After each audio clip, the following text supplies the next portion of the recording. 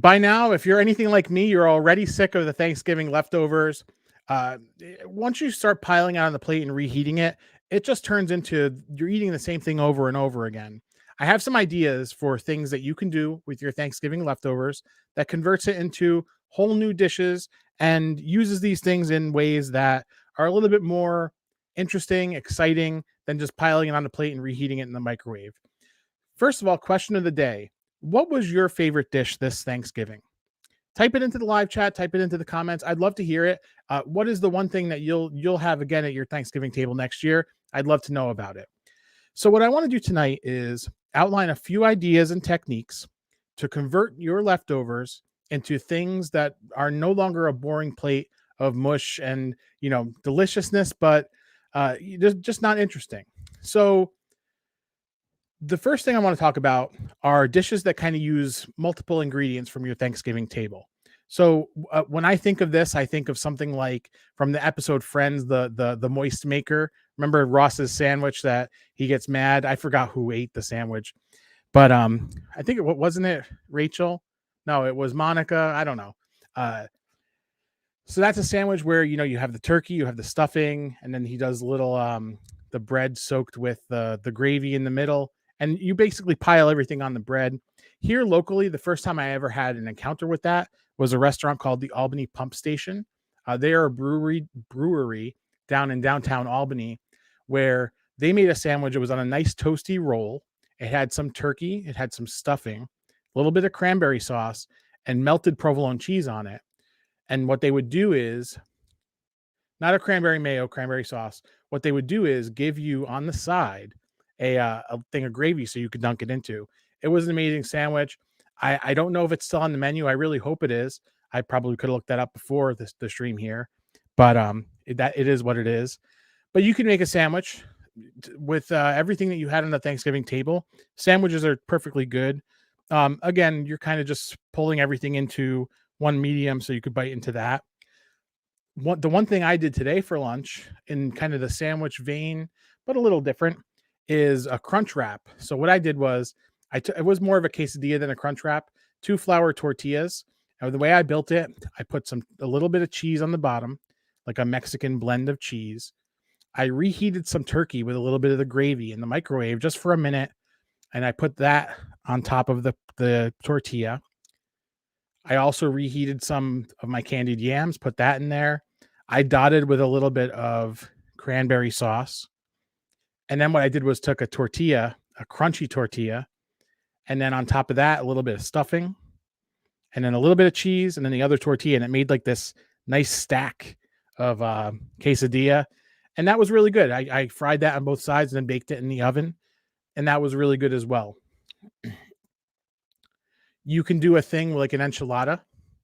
So the same type of thing, but you roll up different things into each of the tortillas. You could do one with turkey and cheese, one with stuffing and cheese. And then by the time you kind of cut it across, you get like this lasagna effect. And that's also really good. Tacos, so that you can see the Mexican theme is kind of going over. I tried to group these so that we're talking about kind of the same thing. So you could do your tacos same way. You could put turkey inside. I mean, you could start putting green bean casserole inside of those things, and it just becomes something a little bit different. You're no longer eating just a plate of boring stuff. Like I said, I'm going through the stuff where we're going to use everything first, and then I have some pretty crazy ideas using individual items. So here's a cool one. It's kind of like these ideas are all basically the same thing. It's just different ethnicities. Go to the store, get a pizza dough, roll it out, and make a Thanksgiving Stromboli. You can put your turkey, a little bit of stuffing inside of there, mashed potatoes, gravy, cheese. I mean, it comes to the point where you bake it inside of this dough and you can cut it up and you get these little slices of Thanksgiving heaven. So that's another way to do it, which I might end up trying if we end up having enough leftovers this weekend. Nachos. I forgot nachos. In the Mexican theme, you could do nachos. I would always do a little bit of hot sauce on there. A little bit of sour cream would go really well with a lot of this stuff. Or you could just do mashed potatoes, gravy on top of nachos with cheese. That sounds good too. I mean, let's go to the next one, pizza. You could do that. In Italy, they actually have pizzas that have potato on top of the dough. And that's kind of an interesting thing. You could put your mashed potatoes, and then maybe you want to do turkey and gravy. Maybe you want to do stuffing. By then it's a lot of carbs, so I would go turkey and not stuffing on that. So that sounds good too. Moving a different direction, you can make Thanksgiving egg rolls. So you go to the store, you get the wonton wrappers. You can make little mini egg rolls, deep fry them, get nice little crispy Thanksgiving pieces of heaven. And there you could personalize them. You can make like ones filled with candied sweet potatoes, ones filled with, your I wouldn't do mashed potatoes in that, it'd be kind of gross. Others filled with turkey and other things. Turkey and cranberry inside of a egg roll wrapper sounds amazing. I think that would be a really good thing. What else can you do? A hash. So chop up a lot of that stuff and fry it up in a pan. Maybe saute a little onion as a base. Um, serve it with a fried egg on top of it, and there you got breakfast. And there you're not looking at you have other ways to develop a little more flavor by caramelizing a lot of the sweet potato or the turkey even, and that sounds good too. The next couple are a little bit one is a casserole, and for me, if you already have most everything that you make on Thanksgiving is a casserole, because you got your sweet potato casserole. A lot of people shovel the mashed potatoes into a casserole dish. Some of them even like leave them in the oven to warm them with a little extra butter and stuff. Your stuffing is basically a casserole if you bake it in its own pan. But if you take the idea of the casserole and use pie crust instead, you can make pot pies. So that's another great idea. Put everything into a little ramekin dishes, and cut little pieces of pie crust. Pie crusts are cheap this time of year, so you could buy a couple pie crusts and do that. And if you're going to go the pie route, you could also do like a shepherd's or a cottage pie, where you have the same type of filling, and then you top it with your mashed potatoes, or even with your sweet potato casserole, and put a little cheese on top, bake it, and that's another amazing dish. Going back to the breakfast theme, I guess I could have grouped these a little better, but going back to the breakfast theme, you could do a quiche. Break a few eggs, bake a little bit of a pie crust first, break the eggs, toss in some turkey, some vegetables, and you can, after it's cooked, dot it with a little bit of cranberry sauce, and you're good to go. And by the same token, a frittata, which is essentially the same thing, you're just cooking the egg a little harder, little goat cheese, and you got something amazing. So that's kind of to use up multiple ingredients in the same type of dish. Then you can go into things where if you have leftovers of individual items, you could actually just use those. So like with turkey, the number one thing people are going to do, they're going to make soups and broths. And I got no problem with that. You don't want anything to go to waste. I wouldn't waste a morsel of this stuff. All this stuff is amazing stuff. So go with it as best you can, right? So you could do your soup, your broth. And if there's anything you want to see me make recipes of, leave it in the comments, and I'll jot down some notes, and maybe over the course of the next few months we can do that. That's always fun. Also, to use up your turkey, you could do the sandwich like we said. Turkey is one of those things, if you freeze it, and you could just like mildly reheat it after you've frozen it or refrigerated it for a few days, and that makes a really great sandwich. A little bit of mayonnaise, a little bit of cheese, good to go. Or you can make the crazy sandwiches. Turkey salad. So I'm talking about, mixing up mayonnaise and, celery and carrots or whatever you want in your salad. Or even, on a bed of greens, chopping up some turkey and going that route. That's a good way too. So that's another thing you could do. You can make a chili base. This is a really good idea. Make a chili base with some tomato and some nice spices and some beans, and chop in some of your turkey. And now you got like a little bit of a Thanksgiving turkey chili. Serve that over some rice with some tortilla chips. It's good. You're good to go. You could see I'm really into the Mexican flavor type of stuff. That's kind of my bag. These were the two that I thought actually were the most interesting things that you could do with turkey in the sense of using it for leftovers. Stuffed mushrooms and stuffed peppers. I can make a mean stuffed mushroom, but if you think about chopping in some turkey into that, along with some of the breadcrumbs and other spices, so I like to put like the hot peppers inside of a stuffed mushroom, a little bit of cheese. You get something really good. Same thing with stuffed peppers, a little bit of rice, a little bit of turkey, and other seasonings inside of that. That's another really good dish. A pepper a good stuffed pepper can fill you up for a good lunch, and you're not talking about anything unhealthy or anything either, unless you start getting crazy and melting in like ridiculous cheeses and stuff like that. But I think we ate heavy enough yesterday to merit not needing that. Anyway,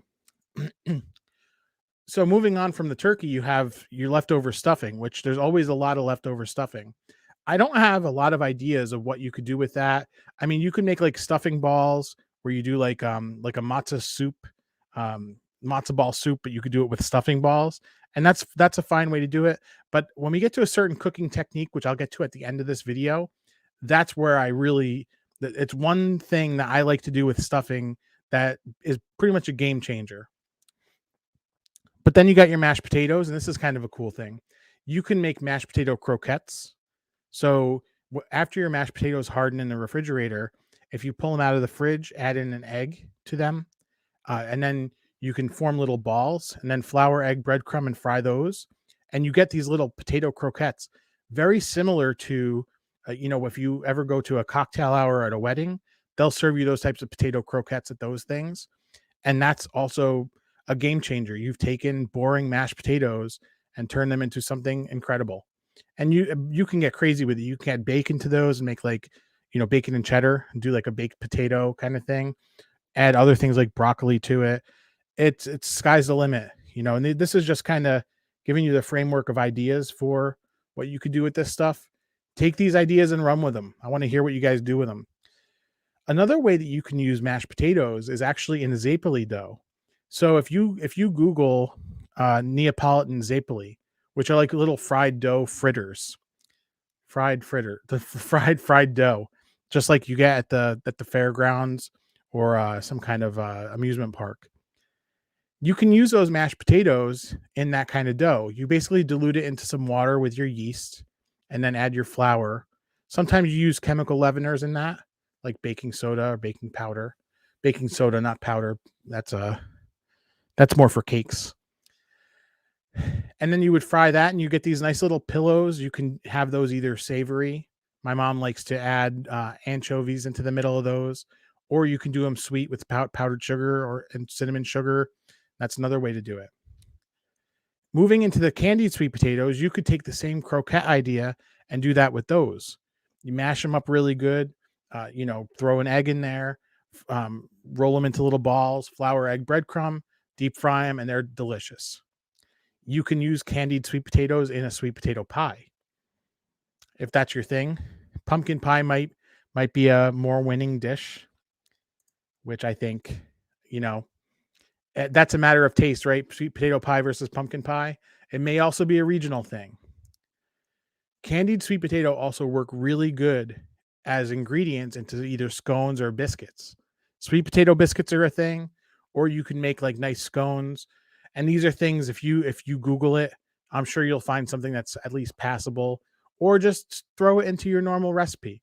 A lot of those things, with baking, sometimes you have to follow a formula, but a biscuit or a scone, I don't think it is as sensitive to the measurements, where I think if you throw in some candied sweet potatoes, it's probably going to be amazing. One thing I like to do with the candied sweet potatoes is use those in hash. And you would need to lightly cook it because those are already pretty soft. But when you get that sweet brown sugar and some marshmallows in that, and you mix it into your hash. Now, we're not talking sweet potato casserole here. We're talking about, because you can't make a hash out of that.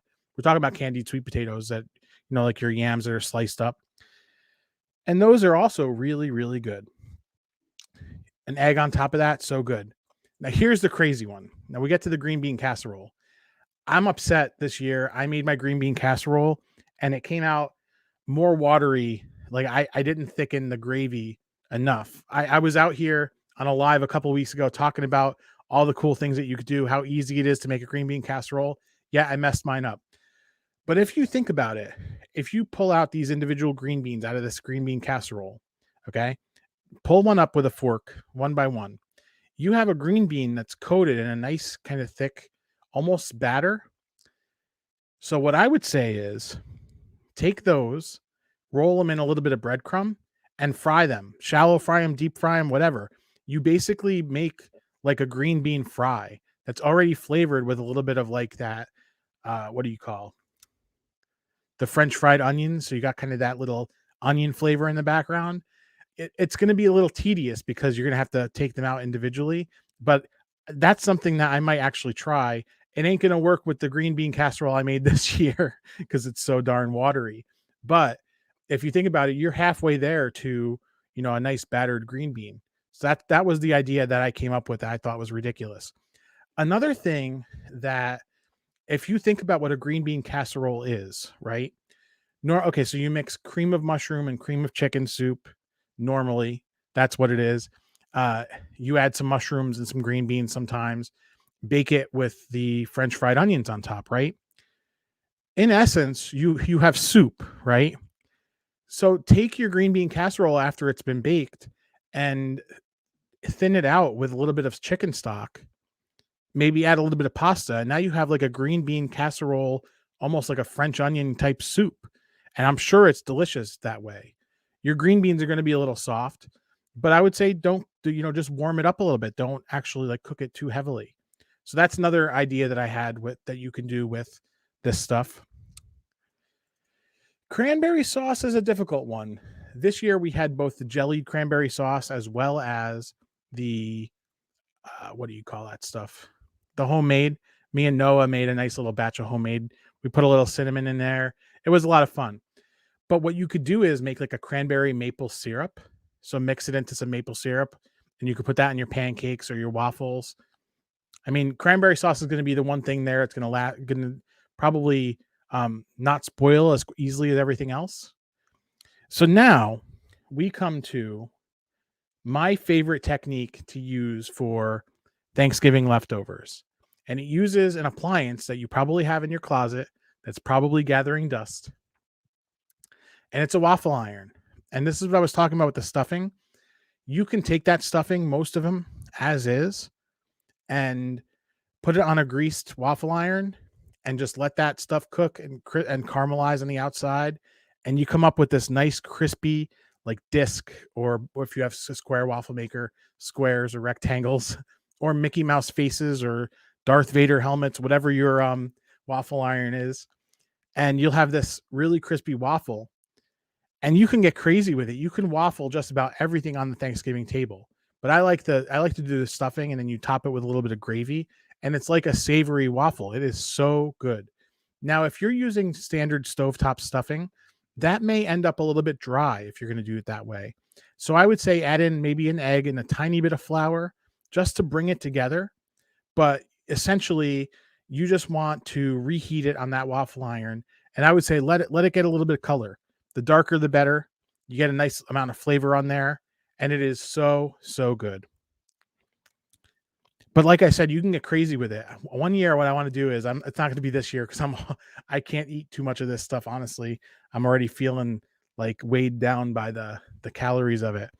But you could do a waffle with the stuffing. You could do a waffle with mashed potato.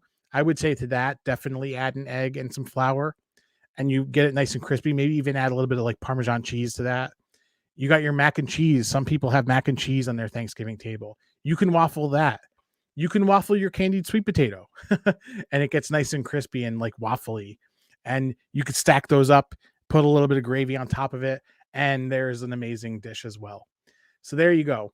Desserts end up being kind of the harder thing to do with these leftovers. There's not much you could do with the desserts.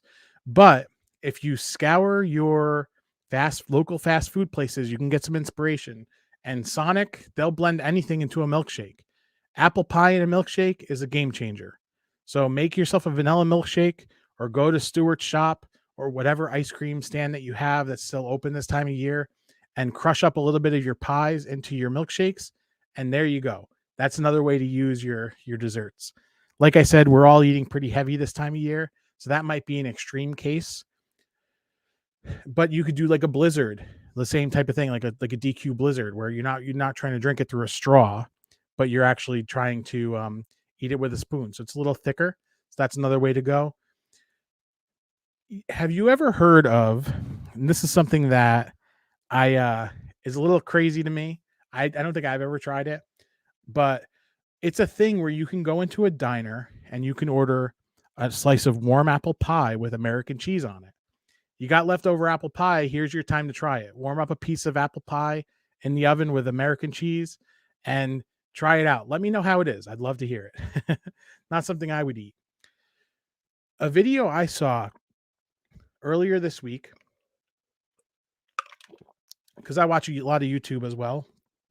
Sam, the cooking guy, he actually took, I thought this was ridiculous at the time, but the more I think about it, it's genius.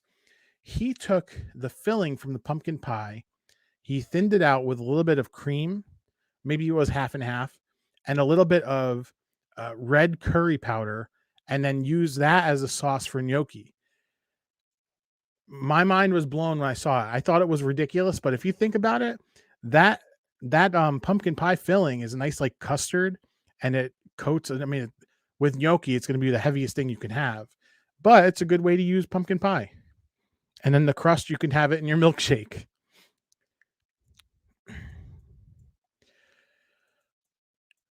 So that's kind of what I came up with. If you enjoyed this, be sure to hit it with a like and subscribe if you like food. And another thing that I like to do with leftovers, especially when I have my fridge full of stuff or if I have a meal prep that I don't want to eat, is make fried rice. And I posted a video of that earlier this week. I'm going to leave it up on the screen right here for you to watch. Make sure that you click on that link. Thanks so much for watching and have a great night. All right, guys, the coast is clear. We are now back in easy.